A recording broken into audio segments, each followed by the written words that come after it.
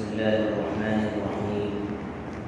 إن الحمد لله نحمده ونستعينه ونستغفره ونؤمن به ونتوكل عليه ونعوذ بالله من شرور أنفسنا ومن سيئات أعمالنا. من يهده الله فلا مضل له ومن يضلله فلا هادي له. ونشهد أن لا إله إلا الله وحده لا شريك له.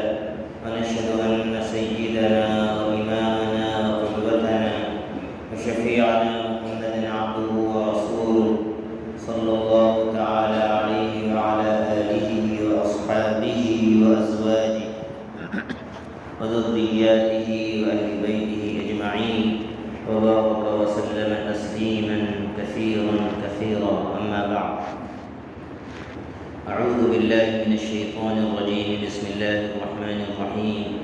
ما آتاكم الرسول فخذوه وما نهاكم عنه فانتهوا واتقوا الله إن الله شديد العقاب. وعن أبي نجيح العرباض بن سارية رضي الله عنه قال: وعظنا رسول الله صلى الله عليه وسلم موعظة بليغة وجلت منها القلوب وذرفت منها العيون، فقلنا يا رسول الله كأنها موعظة مودع فأوصنا. قال: أوصيكم بتقوى الله والسمع والطاعة، وإن تأمر عليكم عبد حبشي وإنه من يعش بعدي منكم فسيرى اختلافا كثيرا، فعليكم بسنتي وسنة الخلفاء الراشدين المهديين عضوا عليها بالنواجذ، وإياكم ومحدثات الأمور، فإن كل محدثة بدعة وكل بدعة ضلالة وكل ضلالة في النار. رواه أبو داود. میرے محترم ایمانی بھائیوں بزرگوں اور دوستوں، اللہ تعالیٰ کا فضل و کرم ہے، اس کا احسان ہے کہ اللہ تعالیٰ نے ہمیں عافیت سے رکھ کر اپنے پاک گھر میں جمعے کی نماز ادا کرنے کے لیے جمع فرمایا ہے۔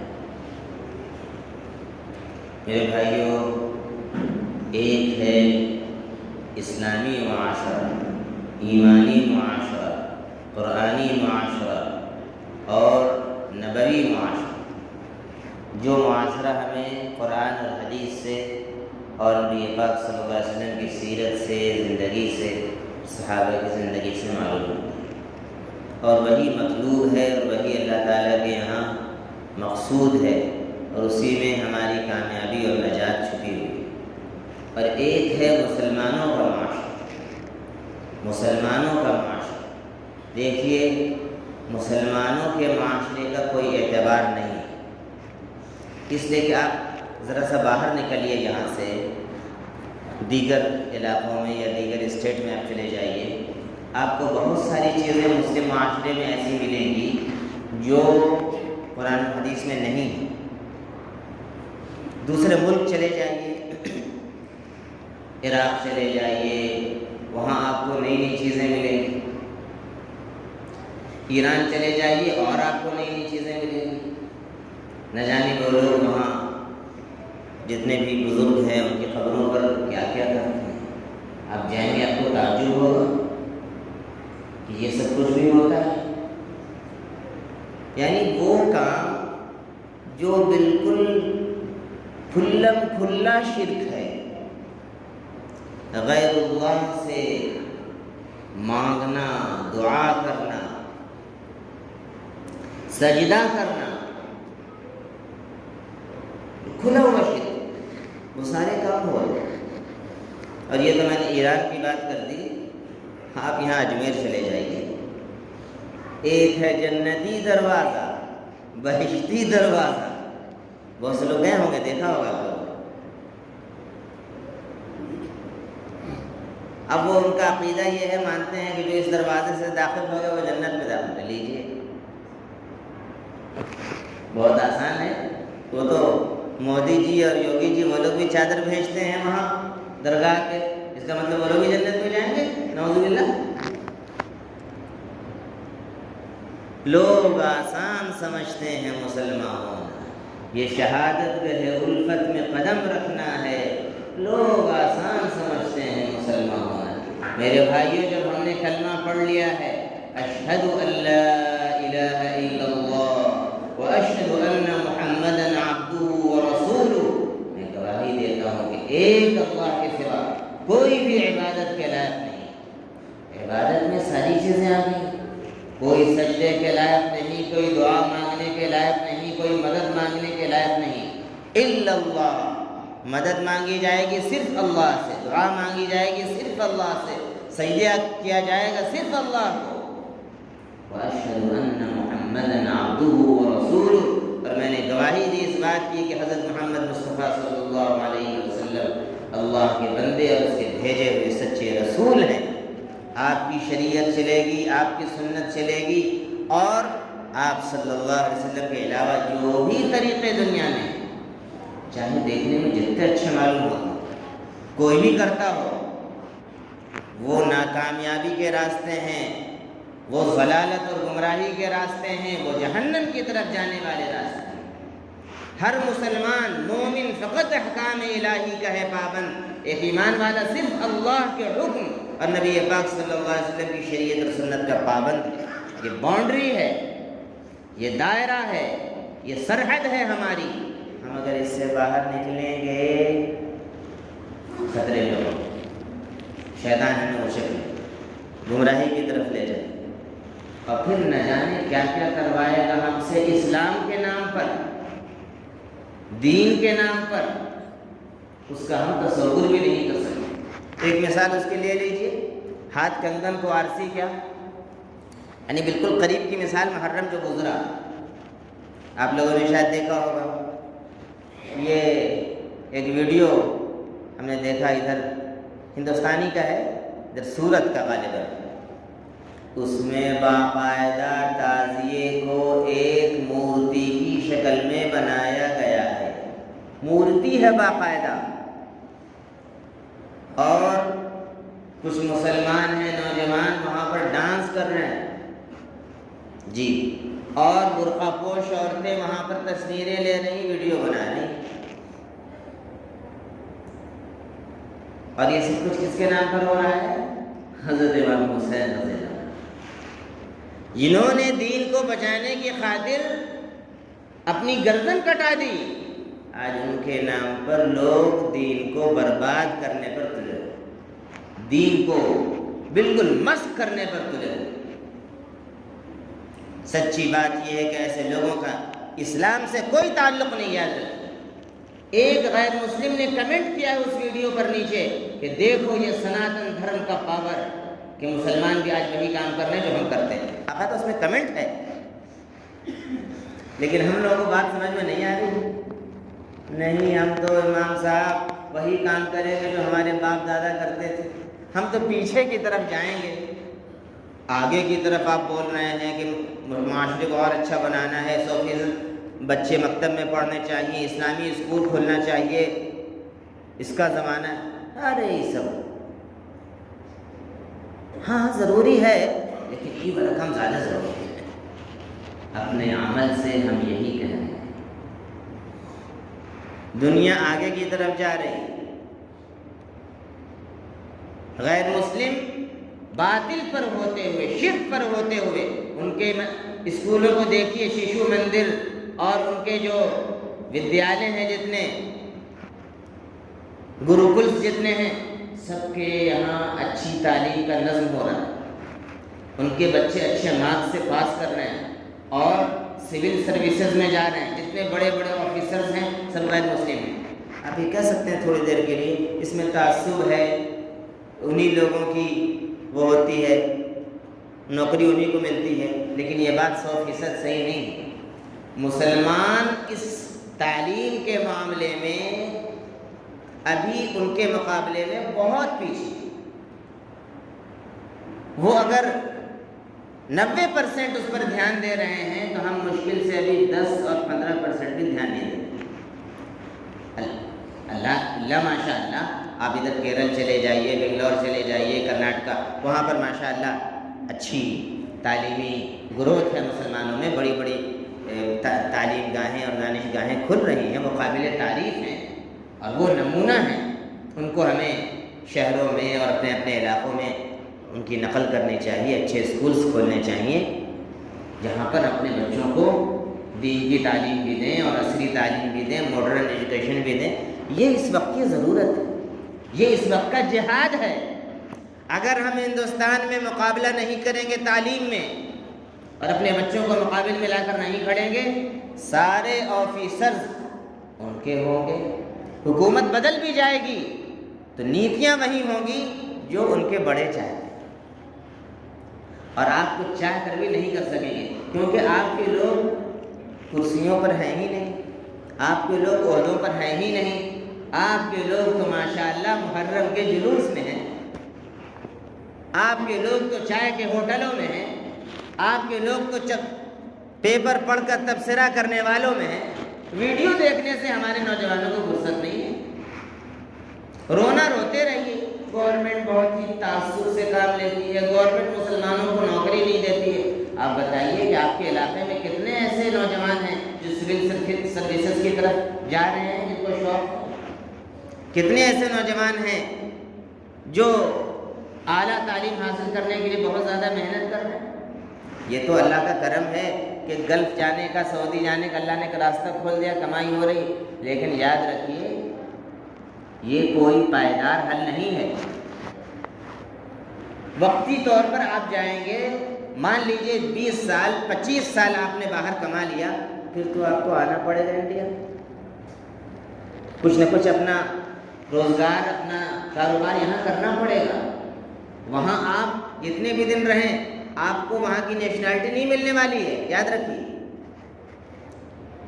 ہندوستان میں اگر مسلمانوں کو رہنا ہے تو اپنے ایمان کی پختگی کے ساتھ، قرآن کی تعلیم کے ساتھ، سنتوں کی پابندی کے ساتھ اعلیٰ تعلیم کی طرف آپ کو اپنے بچوں کو لے جانا پڑے گا. اس کے علاوہ کوئی حل نہیں. آپ مقابلہ نہیں کر سکتے ہیں، آپ پچھڑ جائیں.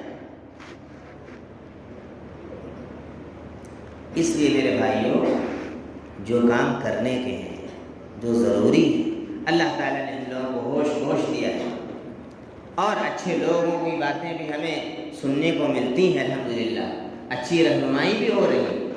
اب یہ ہم پر ضروری ہے کہ ہم اچھی باتوں کو اختیار کریں اور اپنی زندگی کا رخ صحیح کریں.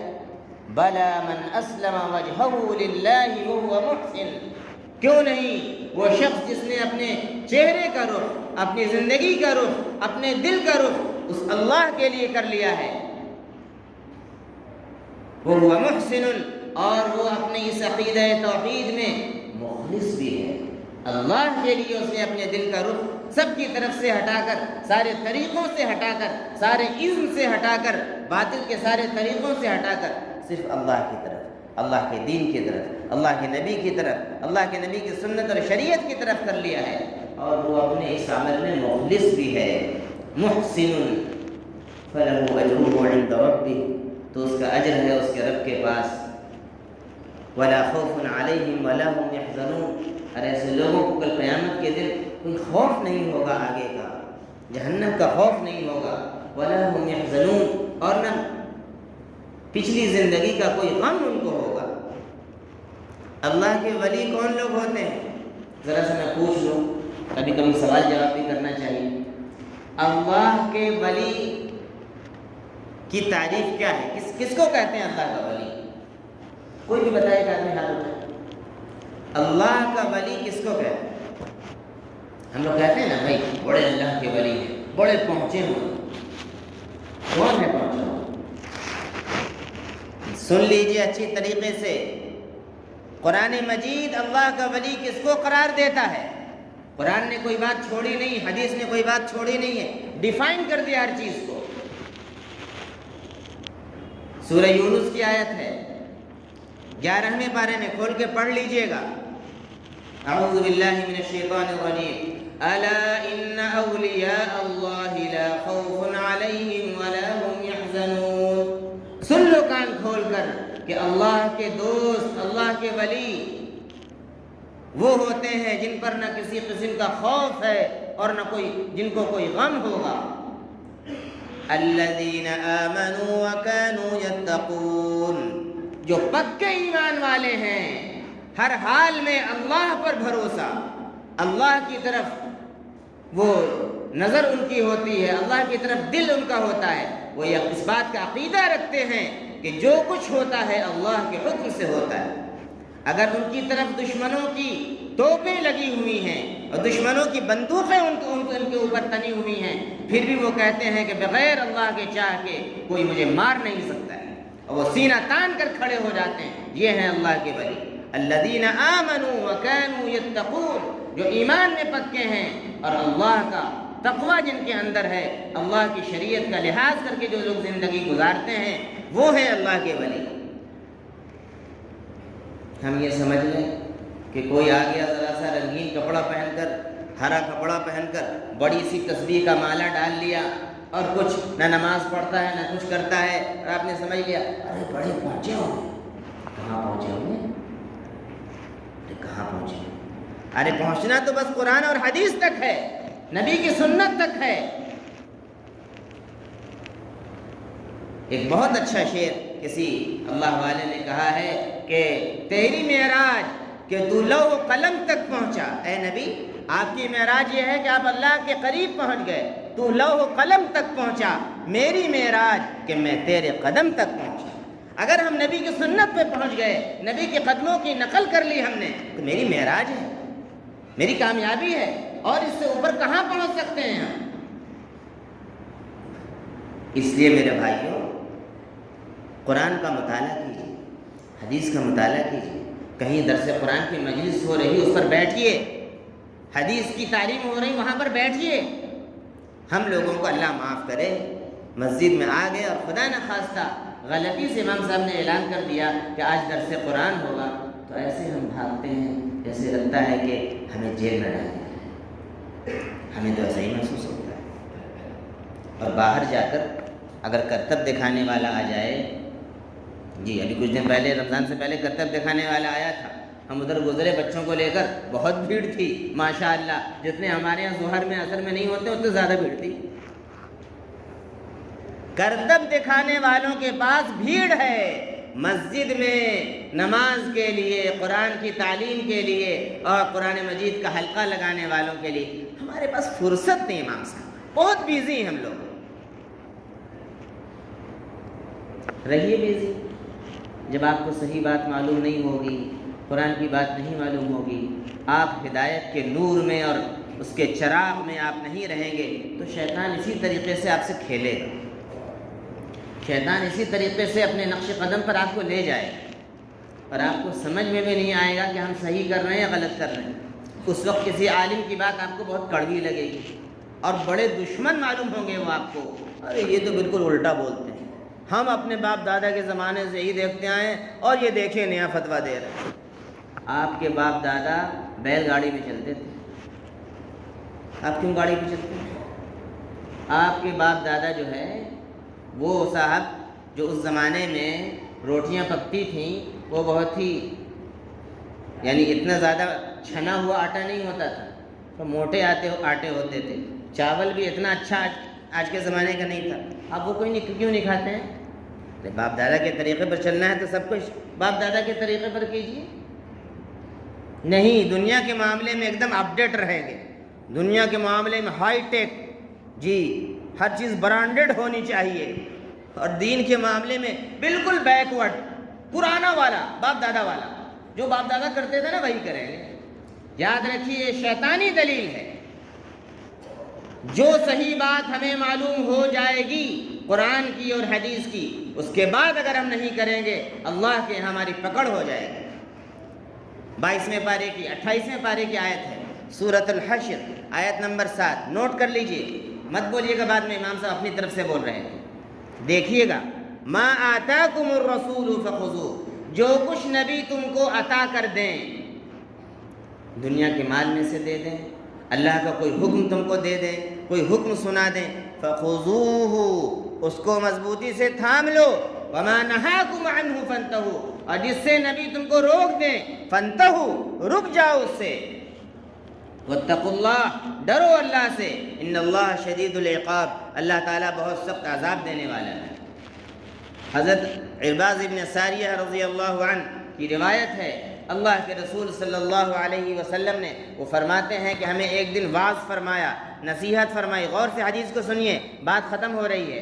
اللہ کے نبی صلی اللہ علیہ وسلم نے ہمیں واعظ فرمایا، نصیحت فرمائی، ہم کو مخاطب فرمایا، موعظۃ بلیغۃ، ایسی تقریر فرمائی آپ نے، ایسی نصیحت فرمائی، چھوٹے چھوٹے جملے تھے لیکن اتنی گہری باتیں، اتنی پر اثر باتیں، وجلت منہ القلوب کہ ہمارے دل سن کر دہل گئے، کانپ گئے، وذرفت منہ العیون ہماری آنکھوں سے آنسو جاری ہو گئے۔ فقلنا یا رسول اللہ، ہم نے کہا ہے اللہ کے رسول، کأنہا موعظۃ مودع، آپ کی باتیں سن کر ایسا معلوم ہوتا ہے کہ کوئی دنیا سے جانے والا آخری بات کہہ کے جا رہا ہو۔ فأوصنا، مزید کچھ نصیحتیں ہمیں فرما دیجئے۔ آپ صلی اللہ علیہ وسلم نے فرمایا، اوصیکم بتقوی اللہ والسمع والطاعہ، میں تم کو نصیحت کرتا ہوں، وصیت کرتا ہوں، اللہ کا تقوی اختیار کرو، والسمع والطاعہ، جو باتیں بھی تم کو قرآن و حدیث کی روشنی میں تمہارا جو بھی امیر ہو، جو بھی عالم دین ہو، جو صحیح بات قرآن و حدیث کی روشنی میں پہنچاتا ہو، اس کی بات غور سے سنو اور مان لو، مان لینا۔ وَإِن تَأَمَّرَ عَلَيْكُمْ عَبْدٌ حَبَشِيٌّ، چاہے وہ امیر کالا کلوٹا غلام ہی کیوں نہ ہو۔